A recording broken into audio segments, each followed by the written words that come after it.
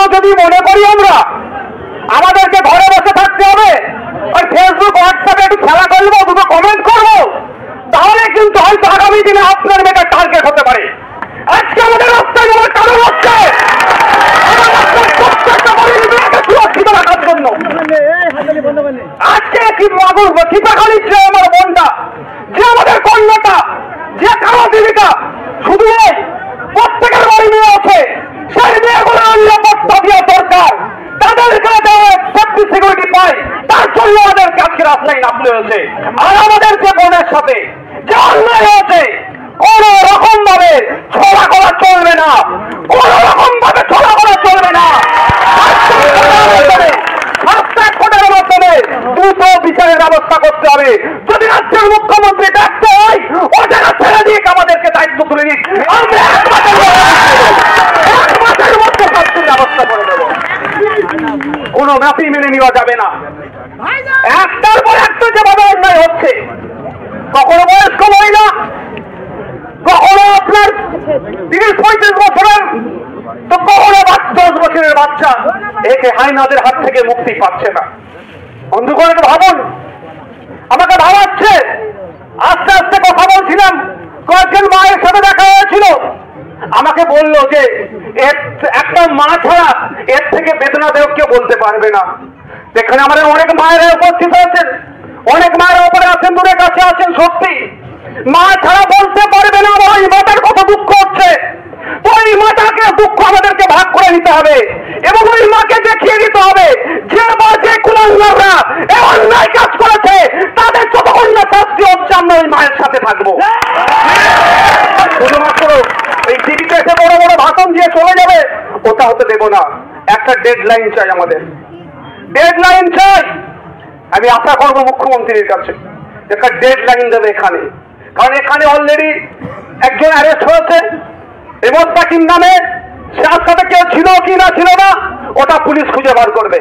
আমরাও চাই দ্রুত খুঁজে বার করুক এবং যত দ্রুত সম্ভব চার্জশিট দিয়ে ওকে কনভিক্ট করুক, ওকে দোষী সাব্যস্ত করুক এবং যে সাজা হবে দ্রুত দৃষ্টান্তমূলক শাস্তি দিক। দৃষ্টান্তমূলক শাস্তি দিলে এবং দ্রুত শাস্তি পেলে মনের মধ্যে যে কারো যদি পশুবৃত্তিগুলো থেকে থাকে, সে মনের মধ্যে কবর দিয়ে দেবে, মনের মধ্যেই দাহ করে দেবে, যে ভয়ঙ্কর ব্যাপার ছাড়া হবে না। দুর্ভাগ্যের বিষয়, আমি গতকালকে বলেছিলাম, আজকেও বলতে বাধ্য হচ্ছে এখান থেকে মাননীয়ার কাছে, এখানে অনেক হাজার হাজার মানুষের মধ্যে অনেকে আছেন যাদের এখন দুর্গা উৎসব চলছে, সেটা ছেড়ে আজকে রাস্তায় কেন নামতে হবে? সত্যি মনে ভাবাচ্ছে উৎসবকে ছেড়ে আজকে রাস্তায় নামতে হচ্ছে কেন? সরকার ব্যর্থ হচ্ছে। আর যারা সরকারকে ব্যর্থ করছে, তাদের বিরুদ্ধে সরকার কি ব্যবস্থা গ্রহণ করছে সেটাও দেখতে পাচ্ছি না। আমি যতটুকু তথ্য পেয়েছি, মিডিয়ার মাধ্যমে যতটুকু জানতে পারলাম, যে আমার যখন হারিয়ে গিয়েছিল, নিখোঁজ হয়েছে, খুঁজে পাচ্ছে না, লোকাল ওই মহিষমারি পুলিশ ক্যাম্পে গিয়ে জানিয়েছিল। তারা ওখান থেকে কোথায় পাঠিয়েছে? জয়নগর থানা থেকে প্রায় 20 কিলোমিটার। আর যেখানে মিসিং হয়েছে ওখান থেকে 1-1.5 কিলোমিটারের মধ্যে মনে হয়, তাও তো নয়, 1 কিলোমিটারের মধ্যে। কিন্তু পরিবারের লোকজনকে জয়নগর থানায় পাঠাচ্ছে। পরে শুনছি জয়নগর থানা থেকেও নাকি বলছে ওটা যে ওটা কুন্তলি থানার আন্ডারে। এই থানা খেলতে খেলতে আজকে আমার বোনটাকে আমরা হারিয়ে ফেললাম। যদি যত সময়ে মহিষমারি পুলিশ ক্যাম্পের যারা দায়িত্বরত ছিলেন তারা বেরিয়ে যেতে একটু খোঁজাখুঁজি করতো, তাহলে হয়তো আমাদের বোনকে আমরা হারাতাম না। তো ওই সময় ডিউটিরত যারা ছিল তাদের বিরুদ্ধে মামলা করেছি, কে ব্যবস্থা গ্রহণ করেছে, তাদেরকে এখনো কেন অ্যারেস্ট করা হচ্ছে না, এটা আমরা জানতে চাই। তাহলে কি মধ্যখানে ছাড় দিয়ে রেখেছে? এটা আমাদের ভাবাচ্ছে।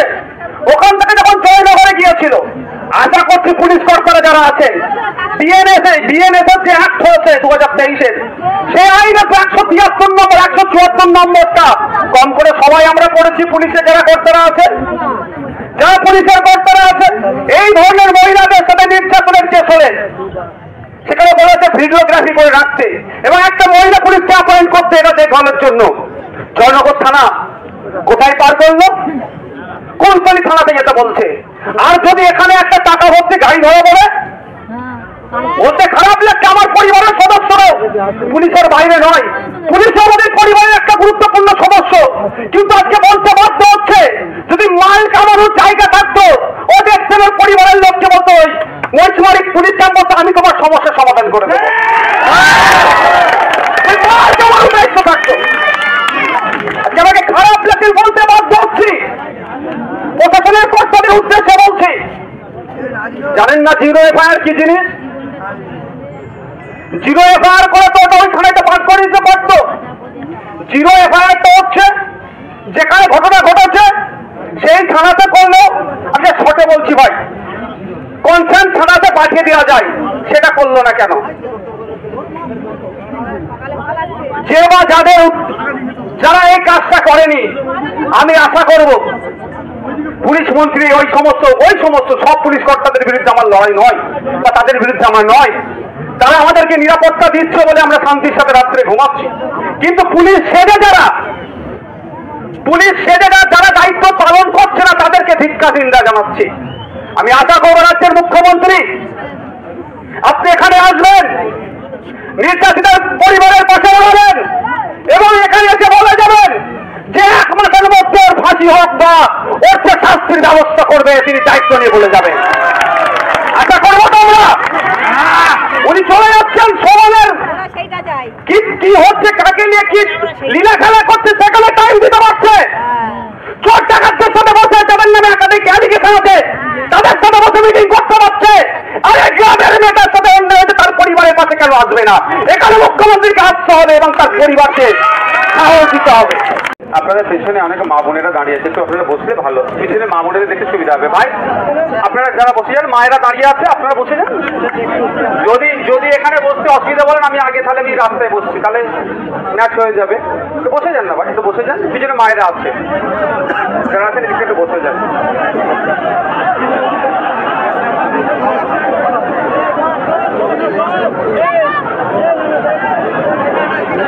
আচ্ছা বন্ধুগণ, এটা আমরা 24 ঘন্টার নোটিশে কিন্তু করিনি। অল্প সময়ের মধ্যে কালকে রাত্রে আমাদের জেলা কমিটির যারা আছেন তাদেরকে বলে একটা আমরা বিক্ষোভ মিছিল করেছি। এই বিক্ষোভ মিছিলটা কেন করেছি আমরা? কারো মেয়ে, কারো দিদি, কারো কন্যা, কারো বোন